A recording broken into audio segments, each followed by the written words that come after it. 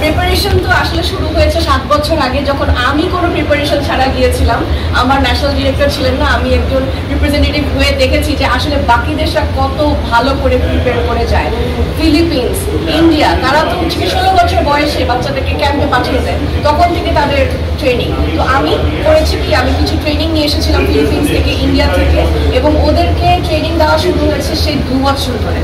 Training কি কি? সবচেয়ে প্রথম, আপনি যখন বাংলাদেশকে রিপ্রেজেন্ট করবেন, তার মানে আপনার বাংলাদেশের মানুষের জন্য অনেক কাজ করতে হবে।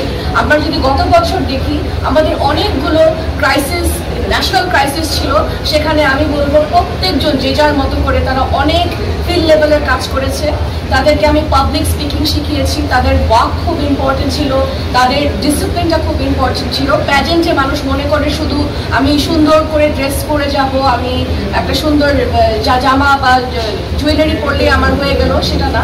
প্যাজেন্ট আসলে খুবই টাফ। আমাদের ভোর 5টার সময় উঠতে হয়, এবং প্রতিটা দেশকে বলা হয় যে সকাল 7টার সময় একদম ফুল রেডি হয়ে আমাদেরকে 15-16 ঘন্টার বিভিন্ন জায়গায় নিয়ে যাওয়া হয়, যেমন কি পাবলিক এরিয়াতে নেওয়া হয়, আমাদেরকে অনেক প্রেস কনফারেন্সে নেওয়া হয়। তো আমার দেশকে যে রিপ্রেজেন্ট করবে তাকে কিন্তু বুঝতে হবে যে সে যে স্যাশটা পরা, সেখানে কিন্তু বাংলাদেশ লেখা। তাকে কোনোদিন পুরো প্যাজেন্টের মাঝখানে কাউকে কখনো জিজ্ঞেস করবে না তোমার নাম কি, তাকে বলা হবে তুমি বাংলাদেশ। তো এই স্যাশটা দেখতে অনেক পাতলা মনে হতে পারে, কিন্তু এটার ভারটা অনেক বেশি, দায়িত্বটা অনেক বেশি।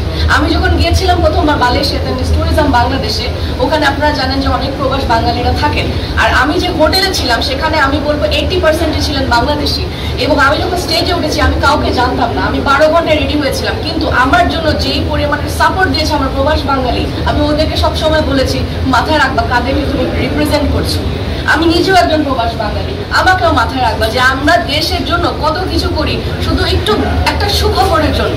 ওর সুখবরটা যখন আমি আমার অফিসে বলছি, আমার ক্লাসমেটদের মাঝে বলছি, তারাও অবাক হয়ে যাচ্ছে, বাংলাদেশও জিততে পারে, বাংলাদেশও উইনার হতে পারে, কথা কিন্তু হচ্ছে। এই পজিটিভ ব্র্যান্ডিং অফ বাংলাদেশে যাচ্ছিলাম আমরা। আপনি পাশে থাকেন? পাশে আছি। নিজেকে ইন্ট্রোডিউস করো। আমার নাম রাজিয়া সুলতানা অতসী। আমি বর্তমানে আইইউবিতে বিবিএ নিয়ে পড়াশোনা করছি, মার্কেটিং ডিপার্টমেন্টে। আমি একজন উদ্যোক্তা। আমার উদ্যোক্তা হওয়ার পিছনে যার সবচেয়ে বড় হাত, তিনি হচ্ছেন আমার মা। আমি তার থেকে দেখি, আমি সবসময় তাকে দেখতাম সমাজের অবহেলিত যারা নারীরা রয়েছেন তাদেরকে সাহায্য করতো, তাদেরকে কর্মসংস্থান দেওয়ার ব্যবস্থা করতো। তো আমি তার থেকে এই জিনিসটি নিজের মধ্যে অ্যাডপ্ট করেছি, অ্যান্ড বর্তমানে আমি আমার সাফল্যের পিছনে উনারই হাত। জোরে বলবেন, কারণ জোরে বলবেন। Hello everyone, Assalamu alaikum সবাইকে। আমি Ayesha. Professionally I'm a fashion designer and I'm working almost 4 years till now. So I have already represented Bangladesh in Miss Planet International, and Alhamdulillah I got top 17 position there. So I'm very grateful to my national director Priyota Iftikhar. Without her support, I'm telling in front of all of you guys, I am nothing in this journey. So thank you so much for your support.